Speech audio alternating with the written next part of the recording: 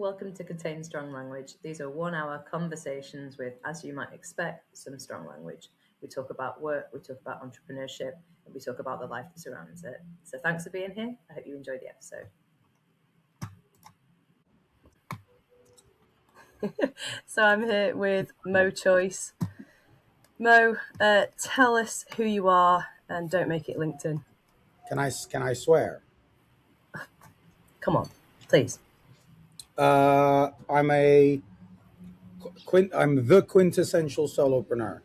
I literally don't have to ask anyone for any permission to do anything. That's who I am. Okay. So, all right. And how long's that been the case? Probably 5 years now. Yeah. 6 maybe. Since lockdown. Although in lockdown I had to ask for permission because I couldn't go anywhere without a vaccine passport or crap like that. Yeah. And I was still kind of doing leadership coaching. So I still had to talk to HR and pretend I had a curriculum and pretend I was going to deliver it in the way that they wanted me to and pretend I was going to respond to the emails in a timely manner. But I still never did any of that. So that's why I'm not 100% sure on the dates or the timings. Fair enough. So give me like the speed CV. I had a traditional education. I graduated in 2000 from UCL in London. I didn't want to go to university, but my dad kind of persuaded me to. He said, you can just do your stuff on the side. I wanted to be an entrepreneur pretty early. I don't like the term entrepreneur, by the way. I wanted to do my own thing. Let's put it that way. And we can get into that if you want. And so I was already selling bootleg CDs very illegally in university, and I was making decent money on that. Yeah. Mixtapes and bootleg CDs. And I went and after university went around the world for 6 months, spent all my money living the high life as a 20-year-old, 21-year-old, and then came back and then my dad said, get a job or you're out the house.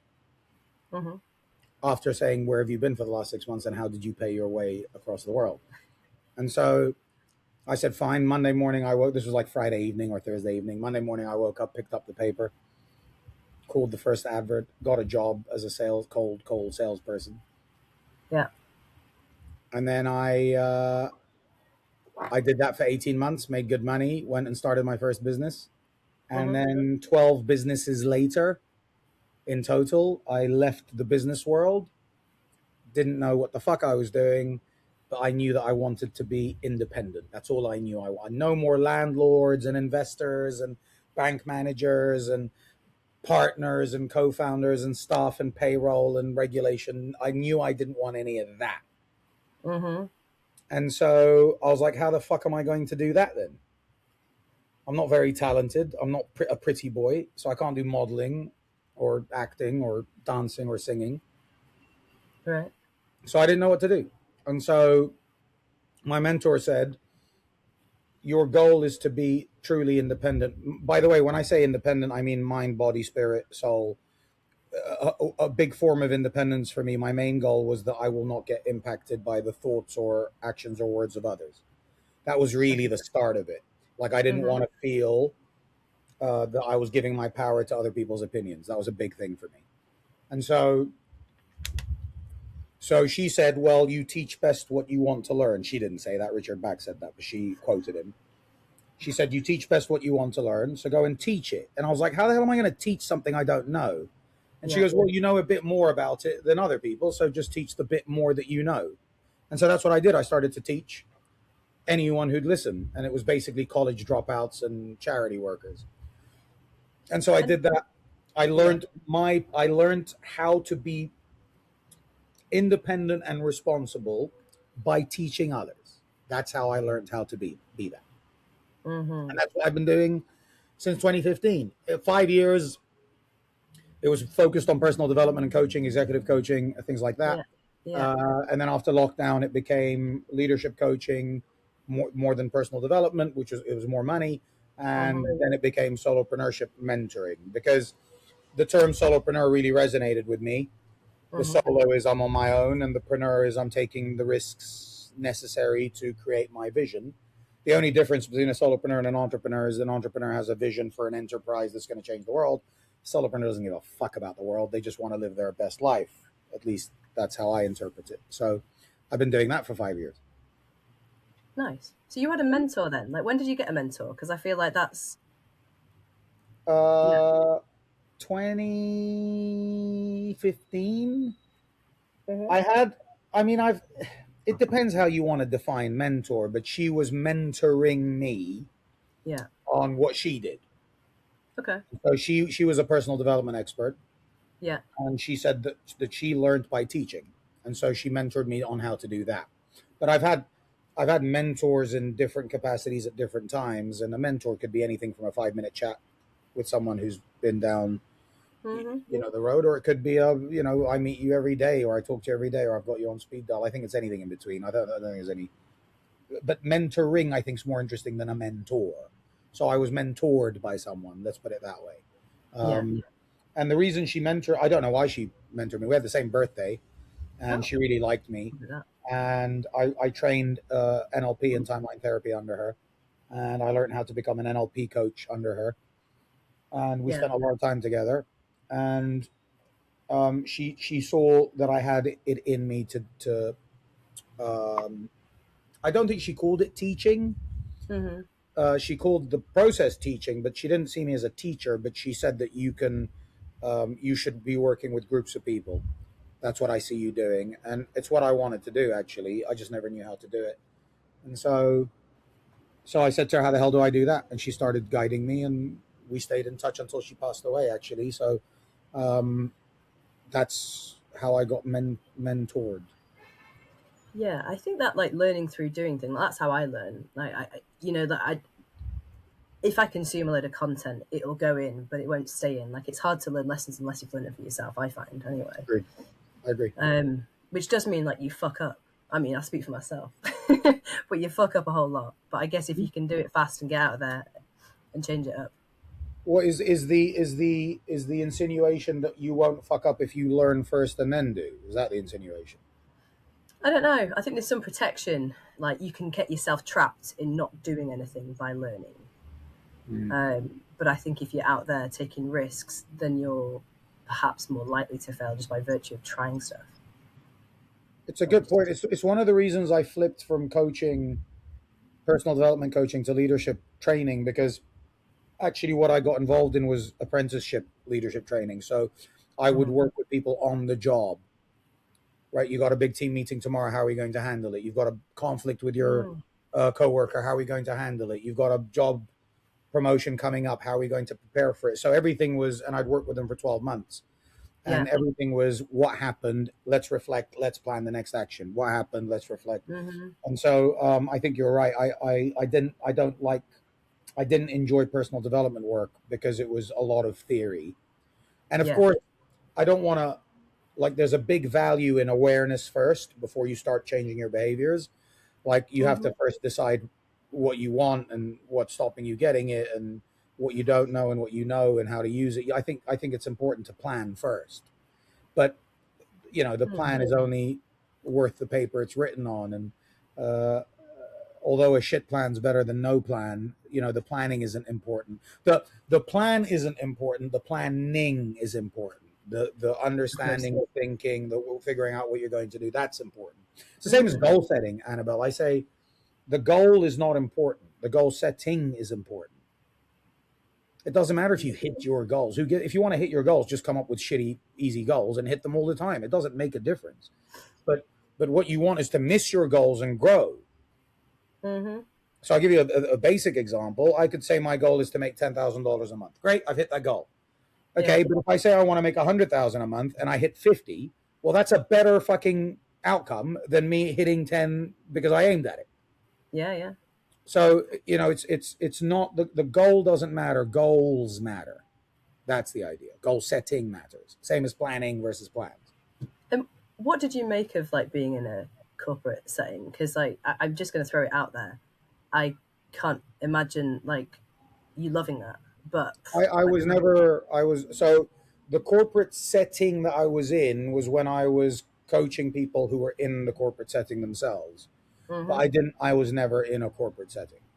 Okay. Yeah. Yeah. And actually, I was the anti-corporate guy, and that's why a lot of people wanted to work with me. Yeah, that makes sense. Mm. So, okay, cool. Good speed I CV. never wore a suit, put it that way, Yeah. Yeah. Oh, I or don't think I should. shaved, or didn't Never swear, changed. or Yeah. didn't swear, or anything You like just that. came out hairy and swearing. Yeah. There you go. That's my new With a brand. clip. That's my new brand. Harry and Sweary. So I've still not got to the bottom of your accent, Mo. What's Okay, so I went to a British school in Dubai. okay? In the 150 people in my year, there was 90 something nationalities. Yeah. So they call this an international school accent. Yes. Although it's not a full international school accent, because at the age of 11, I moved back to Twickenham, where my dad is from, Yeah. had Yeah. his house. And it was a bit late for me to pick up the full English accent. But my Yeah. brother, who's only 3.5 years younger than me, he talks like that, don't say his T's. Does a brilliant. Yeah. So that was only 3.5 years difference. So there must be a tipping point where it's like too late now. Sorry, Yeah. you're stuck, Yeah. whatever. But I have a kind of a chameleon accent, meaning when I'm talking to a Cockney, I'll start putting on the Cockney. Yeah. And when I'm talking to an American, I'll say, and when I'm talking to an Indian, I start talking Indian. And you know what I mean? So very, very chameleon is my accent. Yeah. You know, you're an empath. Actually, I don't know if that's true. You would you say that you're an empath? What is an empath? Let's start there. Oh God. What is it? No, do you actually want me to answer that? I don't know. Yeah. Well, you asked it. It's your term. Spiky motherfucker. What is an empath? An empath is someone who can put themselves in the shoes of the other person. They can sort of feel their feelings, or they Also, can at least empathy. be Someone who aware. does empathy. Hmm. I don't know. This is an interesting concept. This has been a theme that's come up over the last few weeks. I don't ever look at people judgmentally. I honestly don't. I've never have done. Like, I don't look at skin color, age, whether you've got a nose ring, whether you've got a tattoo. I just don't. I've got friends of all kinds of shapes and sizes and piercings and fillings, and I've never looked. I just look at them as um, a human being that I can connect with on some level and learn from and probably enjoy something with.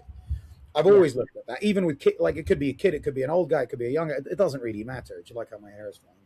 Yeah. Yeah. Go for it. Is this video or audio only? The video. Both. Shit, I'm gonna do the rest of the podcast. It's like I've got my head in my hand. Um, You're good. so that's the first thing to say. The second thing is, I think this is a Martin Luther King quote. I have love for everybody, but I don't like most people. Yeah. And the reason I don't like most people is I don't think they're showing me who they are, and I don't think they are present in my presence, and I don't think they are open, and I think they take things personally, and I think they are judgmental, and so I don't like them. But I call that the corrupted, right? It's like the corrupted version of themselves. That's not really who they are.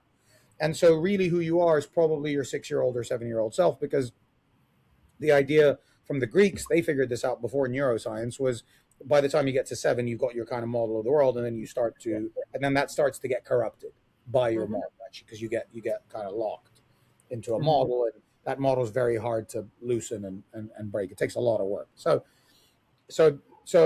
what that means is, I prefer to hang out with 6-year-olds, and I don't mean that in a pervy way. Like, I prefer to hang out with 6 and 7-year-olds than 37 and 47-year-olds. Till this day, I've always enjoyed that, because I see the purity in them, and I see the fun in them, and they tell me the truth, and they tell me I'm hairy and fucking sweary, and they don't care, and they just want to be fully present with you and fully in the moment, and I love that. And so one of the most common things I hear about me is that you have the ability to stay fully present. I feel like you're with me. I feel like you're paying attention. I don't, most people I know aren't like that. I can see their eyes wandering off. I can see them distracted. I can see it.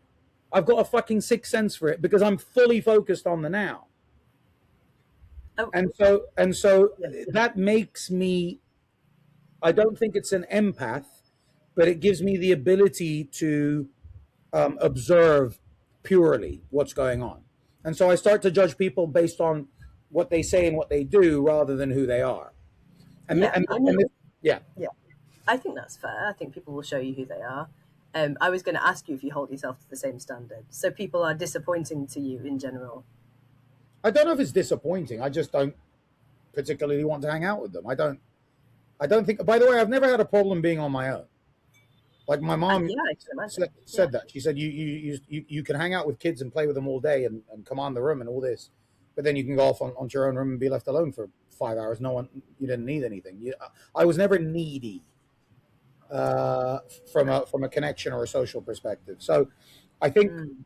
because of that, uh, I'm quite happy for people not to like me. I don't give a shit, really, to be honest. Yeah, that's so interesting. I read you'd said that somewhere recently. Um, On a and video. it's like, yeah, probably a podcast. That you don't care what people think. And I always thought that I didn't care what people think. Now I know that not to be true. I've done some self discovery. Like, I don't care what everyone thinks. But, like, I would be lying if I was like, whatever, take me or leave me. So that's interesting. That There was you, a caveat. There's a caveat. If yeah, I get triggered by what someone said, I yeah, know for sure that there's something in me that I haven't figured out. yes, For yeah, sure. There's no doubt about that in my mind. So what I mean by I don't care what you think is if it's not useful for me, it yeah, doesn't really matter. Now, if it is useful for me, let's say you said something, let's say, Mo, you're hairy and sweary, and then I went, ooh, and I got all snowflakey mm, over it and offended. mm-hmm. Um, I've learned to automatically say, okay, what is it that Annabelle just said that made me feel that way? Which Yes, still means I don't give a fuck about what you think. I'm curious about what you said that triggered me. I don't care about what you think. There's a difference. yeah, it's a mirror, isn't it? I mean, yeah, I guess so. That sounds pretty evolved to me. But I Yeah. do think, like, um, it would be wonderful, wouldn't it, if everyone you spoke to was present? And I think that's probably so rare and The such an only exception. gift you can give someone is your presence. Hmm. It's the only gift you can give, and it's the greatest gift, and it's the greatest gift to yourself, actually, to be Yeah, fully present in the moment. That's the power of now. That's Eckhart Tolle. That was a massive yeah. game changer for me, that book, because it was finally a book that I read, and I went, yeah, fuck, that's exactly what I've been trying to do my whole life. So Um, are you someone then, like, do you have a practice? I'm not talking about meditation, though. Tell me if you do that. I did. Like, say that again. I did. I retrained. So with NLP, I learned that you can retrain your brain with language. And so I Yeah, retrained. So I had a practice to retrain myself. And I yeah. still dip in and out of practices when I see a little bit of ironing's needed here and a little bit of a touch up is needed here, a bit of a polish is needed here. I'll still go back to that. But I don't really Yeah. have a practice. I kind of do what I want now. Could you just sit and look out of a window? Yeah. Okay. People, because I'm quite extroverted and quite loud Yeah. and obnoxious, some people say, and Mm. very annoying and Sure. judgmental, all the things Yeah. that aren't true. And Yeah. so when I As I used am. to do, I ran a retreat center in Somerset between Stonehenge and Glastonbury for 18 months. And people couldn't believe that my character was in that kind of setting because everyone's sitting, pretending, I have to say, that they're calm and connected and chilled and at one with everyone. And it's bullshit. None of them are. And I wanted to see that close up. You wanted to uncover the bullshit. You were like an investigative journalist Yeah, rather than. well, I'll give you a small example of that. It's like, these guys are people who want to do magic mushrooms and ayahuasca. It's like, why do you want to do that if you're so Yeah. fucking connected and in tune and aligned? And it's Yeah. because you're a cunt. That's why you want to do that stuff, because you hope it'll uncunt you. And the thing is, they do all the ayahuasca and they're still cunts. Do you think that's the only reason people go on this like voyage of self-discovery? They're Yeah, obviously searching for something, aren't they? yeah. They know Well, they're the answer is fundamentally flawed. and they Yeah. can't live life on their own terms, so they have to create this alternate universe. Oh, of course they do. And but the thing is, like, nothing changes other than the fact that they got fucked on ayahuasca. Nothing's changed. But then suddenly they're on. I've done ayahuasca. I've seen. And then they start finger wagging and high horsing Yeah. you, and it's like, fuck you, man. You're still a cunt. Sorry, you're a bigger cunt. You're an ayahuasca cunt now. That's all you are. Yeah. Yeah. The wellness industry, you're just annoying. Yeah. Yeah. So The whole anyway, well. wait. So my point about that was, what was my point about? Oh yeah. So like we do these hour meditations where everyone shuts the fuck up for an hour or a 2 day and people couldn't believe I did. I just sit there quiet, and they'd all be like, "How the fuck is he quiet for an hour?" And it's because I like my own thoughts. I don't mind. I actually enjoy conversations with myself more than me conversating with most people. Yeah. Okay. And then the flip side of that is I never used to be a reader. Like I didn't like education, so I wouldn't read books until I realized I don't fucking know anything. I'm an idiot. So when I realized I'm a fucking idiot, I was like, I have to read. And so I started to read all the great books that I could find.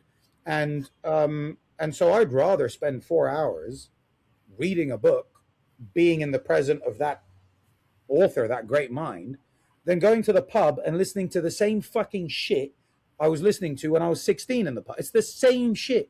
There's nothing new. It's not funny. It's the same jokes. You know, football's the same. EastEnders is the same. The movies are the same. Politics is this. It's the same shit. I don't learn anything. So, I mean, brilliant. You could just sit on a plane and just raw dog it, as the kids say. You just sit Yeah, there and you could just be with yourself. and I That's can make friends like that. Not yeah. friends. I mean, Again, depends how you define you don't friends. want them. You could. I can make friends very easily. I can, and I go play poker. So you sit on the poker table for hours and make friends there. I play cribbage. I play pickleball. I'm very into food and music, so I'll go to local venues, and so You can like. I can talk to anyone. Yeah, I can talk to anyone anywhere about anything, really. But I think that's what's interesting about you, because I see that sort of push pull, that sort of like spiky, that like I'm going to interrogate you with my question, but also you can turn it on like that, and you can suddenly do that smile where you're like, of course. Did I interrogate you with my question? Now I feel bad. No, I don't. Yeah, I feel hurt and judged. When I asked you what you meant by the word that you gave me, you mean that interrogation? Yeah. By the way, I'm very big on that. It's like someone will say something like, I feel like you were disrespectful. And I'll be like, okay, what do you mean by disrespect? And they go, we're not playing this game with you. I'm like, what game? Just explain to me what you mean. Yeah. What does it mean? Like, what is it? Okay, give me an example. Oh, there's loads of examples. Great. Pick your favorite one and give it to me. Just give me one example of where I was being disrespectful, and let's talk about it. Or they'll say responsibility. And I'll be like, what does that mean? Oh, no, I don't. I mean, I know what it means to me, but I don't know what it means to you. And then, you get this, it's just semantics brigade. And it's like, what do you mean? It's just the meaning of the words. That's it. That's all it is. So it doesn't matter what words mean anymore. We can just say things and it doesn't matter what the meaning is. And you want me to respond to something that doesn't matter now. And it's like, no, I'm not playing that game. Sorry. If you're going to say something, be precise in your speech and be clear on what you mean. And I'll have it out with you. No problem. By the way, I have no problem battling people. But here's the difference. Yeah, I can see that. Because I'll stand up for myself, and I'm happy to. The battle of ideas, I really enjoy. I've never hit anyone. Maybe my brother I hit when we were younger, but I've never really started a fight with someone physically. Anyway.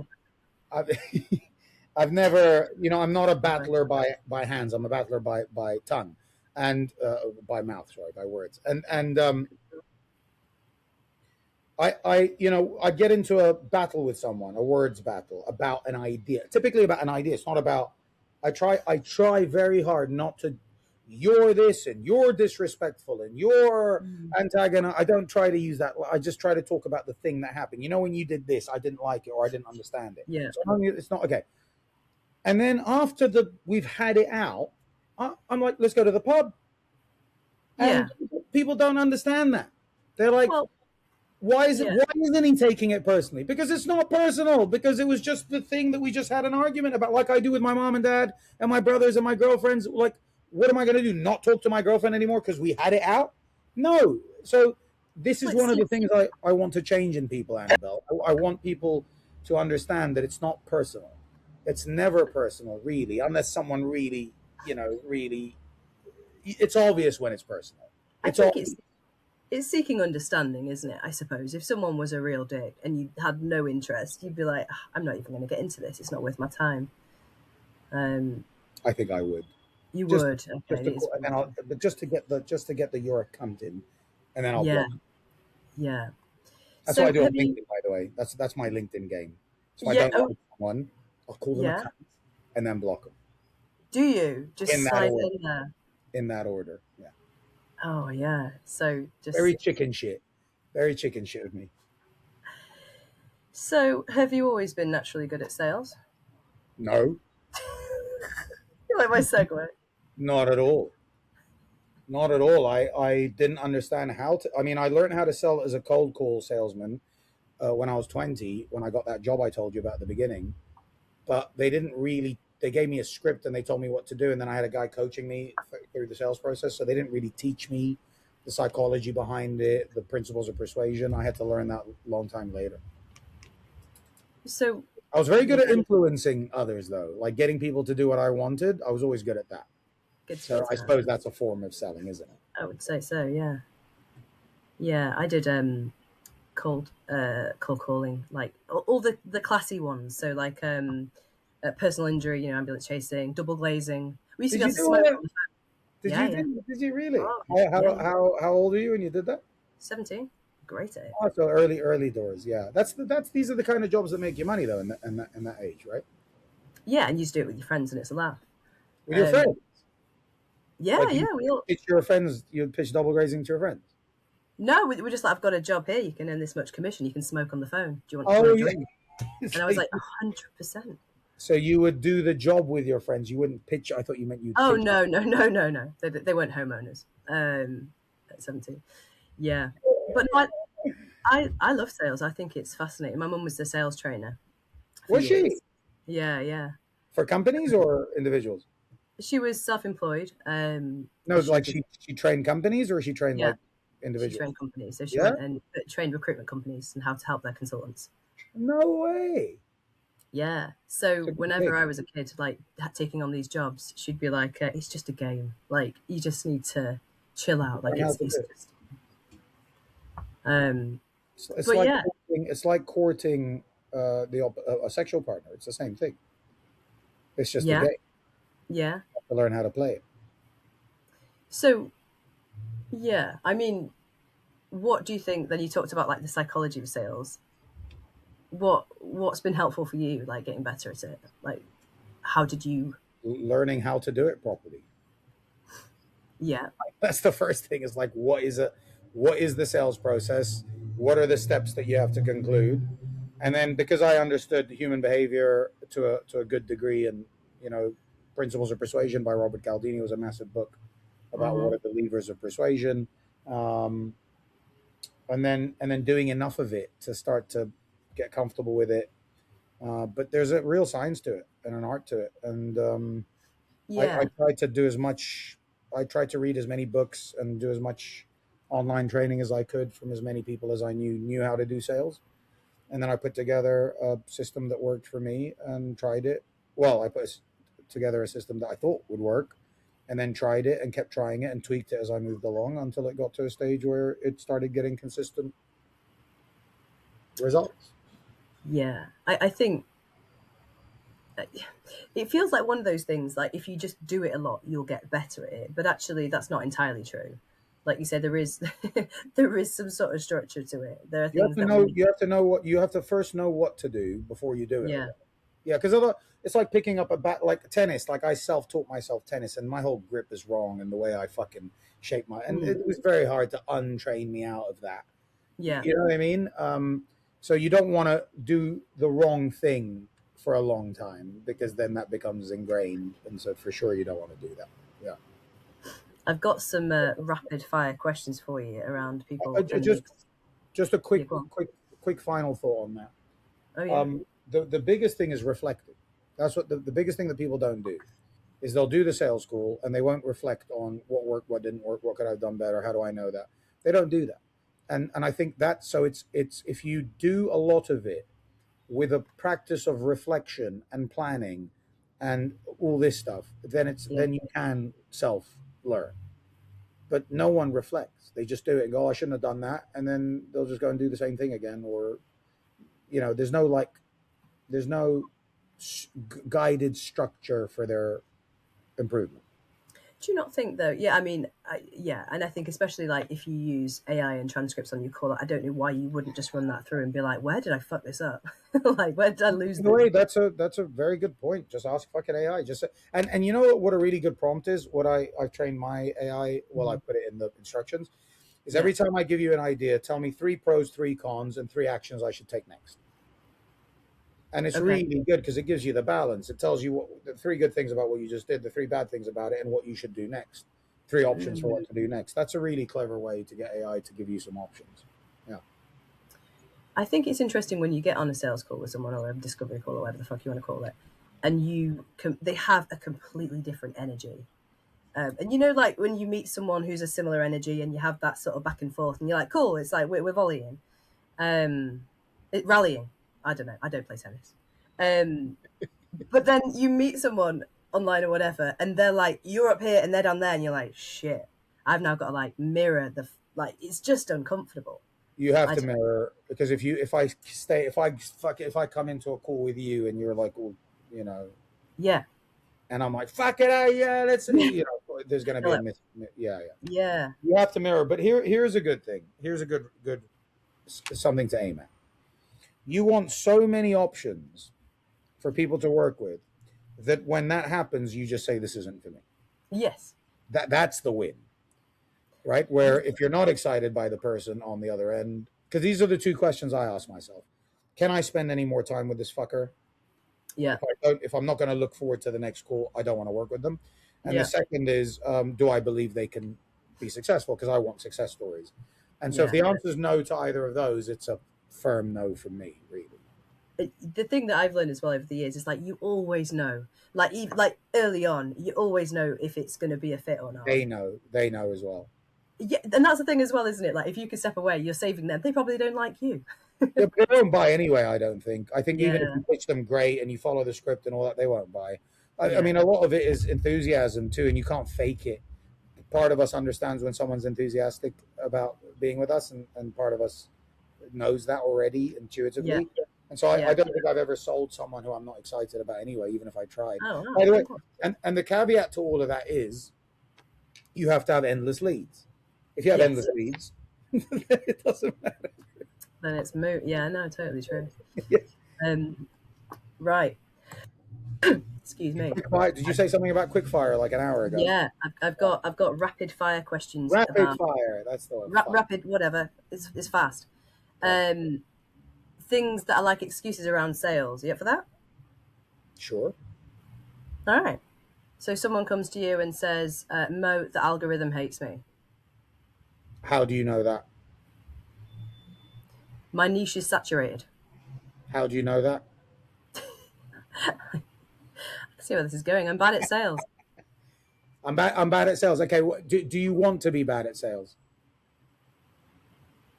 Um, this isn't me, by the way. I I'm know, excellent. but that's what I would ask because they have to say, I want to be good at sales. Because look, if I say I'm bad at sales, it's either I don't want to do it or it's I want to get good at it. So we have to get clear on that. But that is where it's going.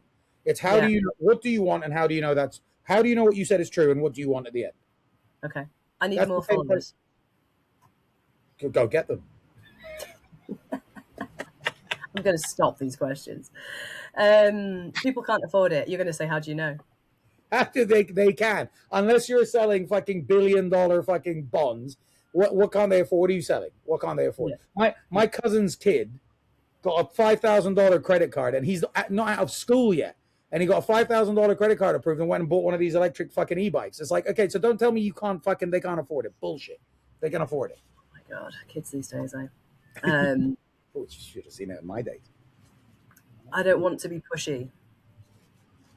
Don't be then. It's a slow market. And So, I mean, sign me up, Mo. slow down with it. Okay, no, let's be a bit more serious. The bigger picture with this is here's what I get. So somebody comes and says anything about sales or anything, I'll say rate that statement out of 100% on how true it is. So the algorithm hates me. Okay, 0% is it's not true at all, and 100% is it's absolutely unequivocally true. It's science. It's fucking law. And they never rate it. Like it's always like low. It's always 20%, 30%. So I say, okay, so that why is that important? Because it breaks the belief and shows them that it's just a belief. It's not a truth. And then I say, what do you want to believe is true? And so we have to come up with a well-structured goal.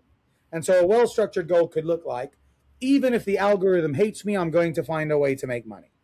Great, that's a great goal. Even if I suck at sales, I'm going to find a way to do it so that I make enough money. Because everything has to be anchored to the point. And the point is what you're aiming at. And if we're not clear on what you're aiming at, you're just fucking complaining. There's no point to the complaint. It's just a complaint.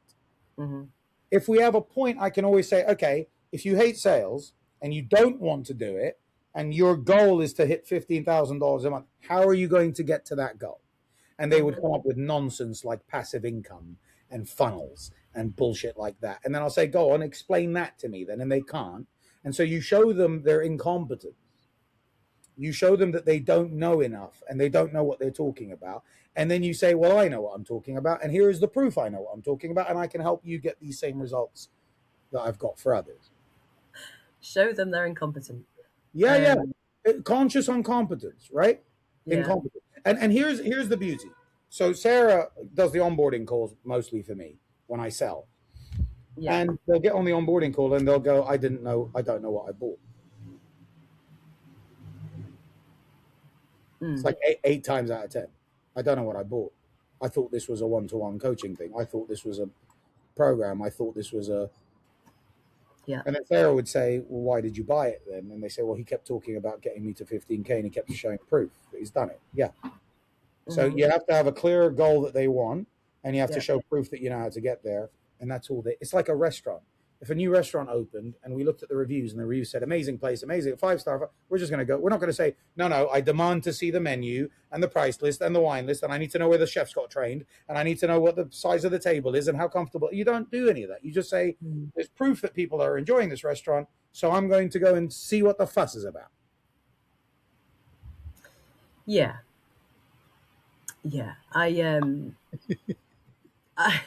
thing that I'm wrestling with a little bit is that when you read something like that's shaming someone, so like for example, like all those like crappy headlines and copy where it's like still in the same job as you were last year, still 20 pounds overweight, still they should feel ashamed.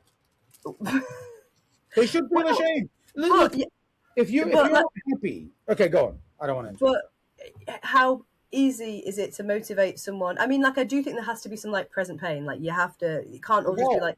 The goal is the motivation. The goal is the motivation. Yeah. It's a good point you're making. Like, we want to talk about what's right, not what's wrong. And what's right is that they have a goal that they're aiming at that they believe they can get. That's what's right.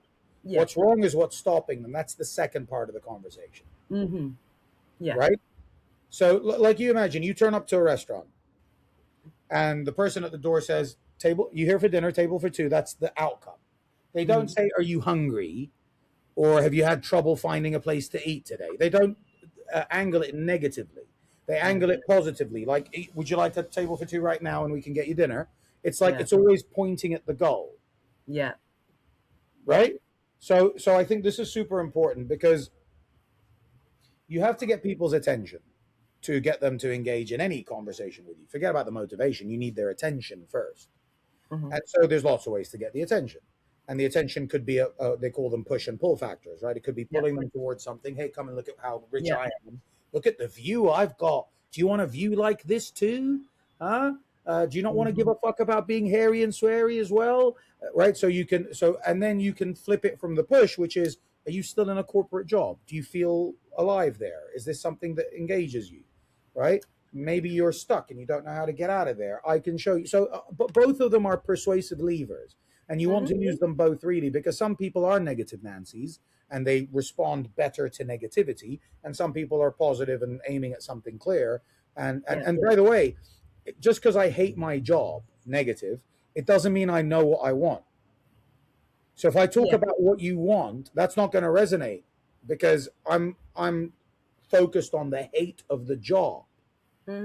So to get that person's attention is to talk about how. Now you don't have to make fun of them. Oh, you're still stuck in. Of course you don't have to do that. But the point still stands. It's like whoever resonates. Look, it's not for everyone. It's like music.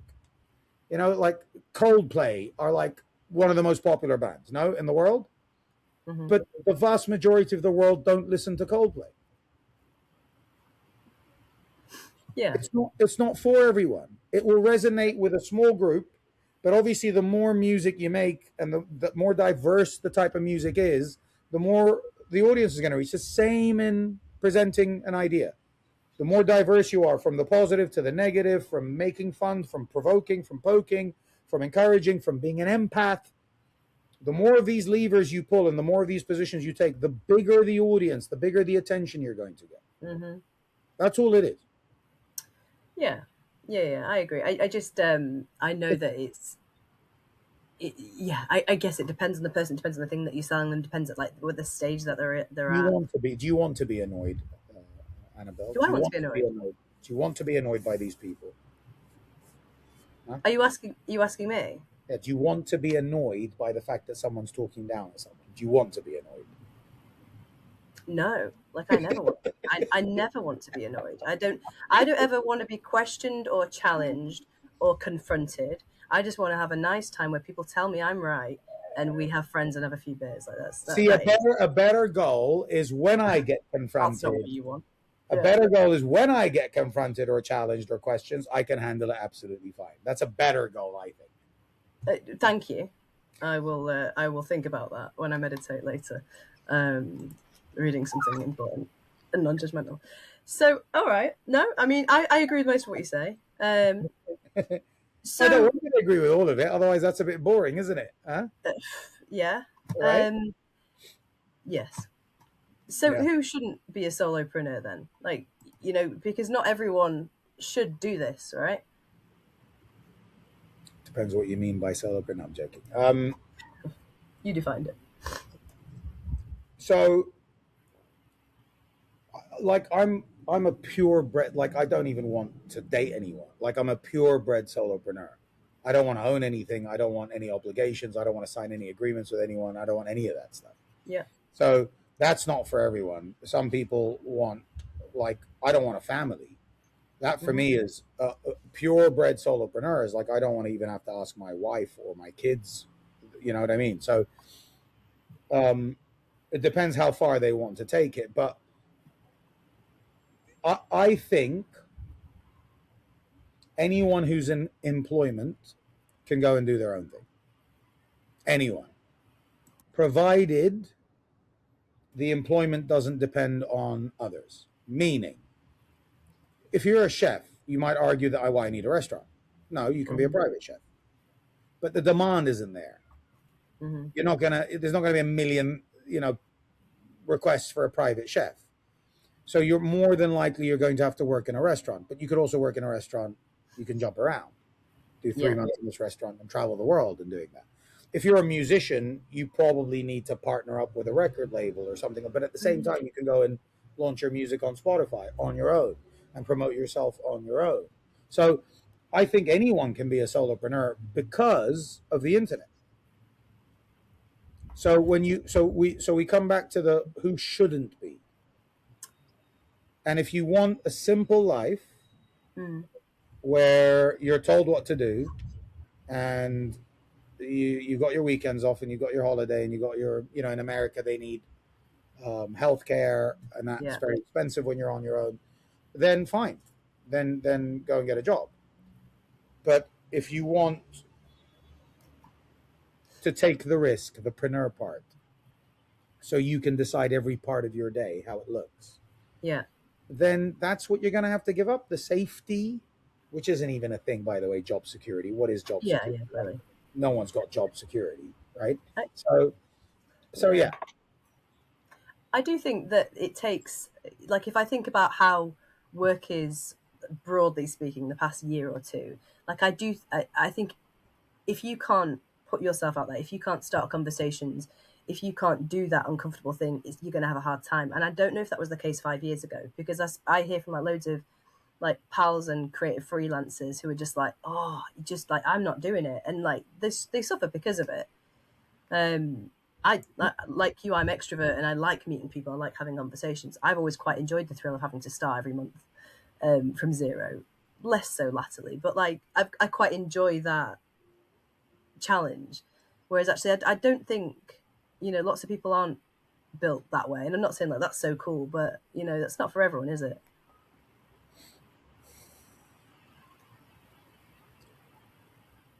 So if we think about what skills we have to learn to be able to do solopreneurship on our own, we have to learn how to be organized. We have to learn how to negotiate. We have to learn how to sell, Mm-hmm. persuade, getting attention.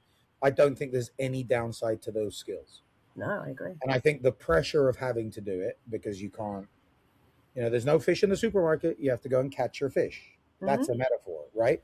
I think the pressure will bring out the best in you. And so this whole comfort, the comfort zone is the right metaphor for this, is the right framework for this. If Mm. you're comfortable, you're not going to unlock more of who you are, more of your potential, more of your ability. You're simply not going to do it. Mm-hmm. And so, how do we create an environment where we are uncomfortable Mm-hmm. and able to grow past that discomfort?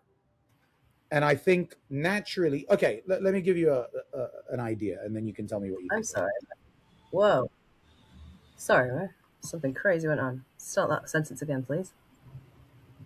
You okay? Yeah, yeah. Um, Kate, let's go back to caveman territory, right? We're all cavemen and women, and we're in the cave and we're eating shrubs and little animals and maybe Mm. some plants and fruits. Yeah, nice. And then one of the cunts says, "I wonder what's out there," and decides to go out and explore, and then probably gets eaten by some tiger. And then everyone goes, "Ooh, look at that! I wonder if we can kill that and eat it." And so the point is, our curiosity about what's better than what we've got will, as humans, I think we have that in us to constantly look for more. Like we get the French philosophers figured this out in the 1600s or whenever they existed, and the premise was if everything was perfect, we would cause chaos because we don't like everything being perfect. Mm-hmm. That's the yin yang. We need Yeah, one foot in chaos and one foot in order at all times. yeah. And so I think in our nature, we are able to handle a lot more than we think. People go through death and illness and disability and loss at a crazy. Their husband's been cheating on them for 20 years. Their son died. Their daughter died. They lost all their money. They got abused physically, mentally, whatever it is, sexually. People go through all sorts of horror and Mm-hmm. deal with it and overcome it and become stronger on the back. I know some people don't. I'm not saying everyone does, but we know that we're capable of far more than we think. But the comfort zone keeps us there. And so I Yeah. think the opportunity about doing things on your own is that you learn the skills needed to become true. You learn how to hunt, which means you're no longer reliant on someone else for food. And I think everyone can learn that, irrespective of character, personality. I think everybody can learn how to, because if we were in caves, we'd have to all learn how to hunt or protect. We wouldn't say, well, I'm more of a creative, so I want to stay back and draw paintings in the cave. And I'm more of an introvert, so I'm going to sit here on my. It's like, fuck you, get up and help us fucking get some food. What do you mean? And probably, if they didn't, they'd get killed and eaten. Mm-hmm. Because at least let's make use of this twat if he's not going to fucking help. Right? Tom Waite has a brilliant quote about people who play the victim. He says, get off that cross. We can use the wood. Yeah. Yeah, I'm with you. And I think that I've been self-employed, like looking at nearly 6 years now, and I don't think I could. Lockdown. Lockdown too? Yeah, yeah, yeah. You're a lockdown solopreneur, baby? I'm a lockdownpreneur. Um, Lockdownpreneur. I yeah, love that. That's yeah. what that's our podcast, the Lockdownpreneurs. There you go. There you go. No, nailed it. Thank you. I was actually going to close and ask you what the title should be. So there you go. The We got there early. Lockdownpreneur. That was I was I going to do an love awkward that. close. I love that. Yeah, yeah. It was, and it was. I was a VA, like, and I am not. I should not be a VA. You Like, were a VA? yeah, I was not. I was not good at that. But I was busy. I was busy because everyone suddenly went online, didn't they? Oh, so you had demand. Yeah, yeah, Mm. yeah. Anyway, yeah. Wow. But it was great. It was because I would still be working in a shitty client services job at an agency that would never have paid me more than 25 or 30 grand. Like, it just, so it was amazing. And like, so my hand was forced a bit, but now I don't think I could go back. Um, yeah, Here's another thing about solopreneurship. There is no plan B for me. no, yeah, Now, some people will say to me, "But I got kids and I got a mortgage," and it's like, okay, fine. So they are dependent on you. You have a dependent, hmm, and you have to be smarter about how they depend on you and how you look after them. Fine, but then you're not really a solopreneur, are you? You're a father or a mother too. yeah, That's why I say it does really depend on how you want to define it. But anyone can freelance. Anyone can, these Uber drivers are all freelancers. These, yeah, that's true. Uber Eats, and they're all freelancers. So you can work for yourself and find opportunities, no problem. But are you going to live your best life? Not unless you learn the skills that we were talking about, which is essentially the framework is POOs. You have to learn how to position yourself. I think you have to learn how to position yourself even with friends, with family. Like, who am I? What can they expect from me? Where are my boundaries? That's what I mean by positioning, but market Yeah, positioning yeah, in business. And then what's the offer? You have to have a clear offer. Like, I know what hmm, this guy's going to get me. And most people talk hmm, about process, not offer. They talk about, I can hmm, do this for you and that for you. And it's like, what the fuck yeah, does that true. mean? And then you Yeah, have to be able to outreach, fish. And then you have to be able to sell. Poos. So position, offer, outreach, and sell. You have to be able to do all those things one to one to hmm, be able to make money as a solopreneur. Then you can go one to group. So you can start working with groups, and you can start talking to groups, and you can start pitching groups, and then you can go one to many. That's the pathway. And so, and I think anyone can learn that with any particular, like, if you're not very valuable, you'll know, because the most you're getting offered is $10 an hour, £7 an hour, whatever it is. That's how you know you're not valuable, because that's what you're getting offered in the job market anyway. You hmm, probably want to, rather than going and becoming a solopreneur, take your £7 an hour and learn how to be more valuable. That's what I would recommend to you. hmm. But if you're valuable, meaning, here's a good maths equation. I love that equation. If you earn £5,000 if someone's willing to pay you £5,000 a month, and by the way, if an employer pays you £5,000 a month, it's closer to £5,500 a month, right? Hmm, Because they've got other things they have to pay, and then there's the fee that they got to find you, and there's the, if you leave, how much it's going to cost them to replace you. But hmm, let's just say it's £5,000 a month for the sake of it. It's costing the employer £5,000 every month to have you as an employee. Fair? hmm. Yeah, yeah. That must mean that you are worth more than £5,000 to them. Because if you are worth less or the same, they're losing money on you. Hmm. And no company worth their salt wants to lose money on any of their expenditure. So the data suggests it's anywhere from 3 times to 20 times the value. All right. So you think about a sales. If I'm a sales guy and I'm getting paid 10 grand a month, they're expecting me to bring at least 30 grand in. Yeah. At least. Otherwise, what's the point of hiring this fucker? Hmm. Okay, so if you're earning 5 grand, that means your market value is 15 grand minimum. Minimum. Hmm. Okay, so if they've decided that your market value is 15 grand, so you don't have to do the research. You know what the market value is. You just look at what they're willing to pay you and times it by 3. Minimum. So if my market value is 15 grand on a 40-hour work week, 35-hour work week, whatever it is, Hmm. then on half that work week, I could be making half that money. Half that money, 7,500, which is still more than the 5 they're paying you. So you can work half the work week to get half the money that you're worth, which is still 50% more than what they're paying you. With me, so okay. So then you got the other half of the work week to learn how to find clients. I mean, I'm sold. So if you spend half your work week finding clients and half your work week delivering to them, you'll make 50 times more than your current salary. So why wouldn't you give it a go? Why? Because it's comfortable. It's comfortable. Yeah. That's the only reason. It's comfortable. No, it's not for me. It's comfortable. Yeah. If you weren't comfortable, like a relationship, most people put up with their partners because it's like not worth the hassle of splitting up with them. It's comfortable. But the minute it's not comfortable, you're fucking leaving. Or you're kicking him out. And you'll deal with that. That's a better, you got to pick your poison, Annabelle. Right? What's the bigger poison? Is it the putting up with it or is it the leaving it? Yeah. And it has to be tilted in one way or another for you to change, right? I'm on board. Like, sold. Have we solved the world's problems now? We did it. We solved it. So everyone's a solopreneur at heart is what I'm saying. They just get trapped in kids, family, mortgages, situations, comfort zones. They get trapped in that, which is what takes them out of being true. So I think we are all polyamorous. What's it called? The fucking phrase.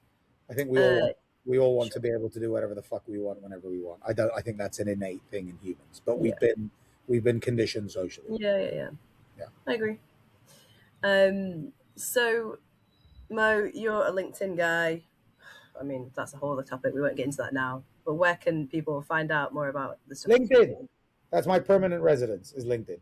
So you can follow me or connect with me on there. If you do connect with me, say that you heard me on the Lockdownpreneur podcast or whatever you call it, and then I'll know. Otherwise, I'll probably ignore you. And then there's a masterclass that I run every few weeks, where I talk to people about the framework that helps them become solopreneurs. And so people that are thinking about it or that are it already and that want to learn, I would highly recommend you come to that. And I'll teach you the POO framework. POO's framework. I won't talk about sales too much, but I'll talk about position, offer, and outreach. Yeah. And so if they want to come to that, mochoice.com/podcast. It's a special link for your podcast. And they can get some free bonuses about my framework once they sign up. And hopefully there'll be no recordings.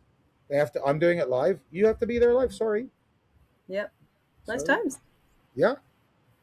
So I'd like to offer that to your billions of listeners. Oh, the legions. Nice one. Well, I'll put all the links. Super excited about this conversation. Yeah, I'll put the links to the show note. Anything else, Mo? Are we complete? I think so. Nice. Thanks for having me. Yeah, thanks for being on. Hey, thank you for watching. I appreciate your time. I will drop my links below for my email newsletter, Big Click Energy. And otherwise, like, comment, subscribe. I'd love that and appreciate it. All right, take care.